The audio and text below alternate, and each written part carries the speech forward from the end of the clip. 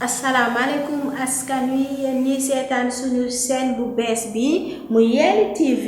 tey nag dañoo ñëwoon ak yéen ci benn recette bu am solo ci benn astuce bu am solo boo xamante ne ni pour suñu mbokk jigéen yi nga xam ne seen ween yi dafa ndaw dañoo bëgg seen ween développé moo tax ñu indi leen recette bii waaw recette bi nag moom dangay jël beurre de karité bu pur ak petit cola boo jëlee beurre de karité bi nga jël petit cola 5 petit cola nga tëbb ko ba mu mokk nga jël ko mélanger ko ak beurre de karité bi boo ko mélanger nag après nga jël ko chaque nuit chaque guddi nga koy masser ci sa ween yi nank danga ciy gis résultat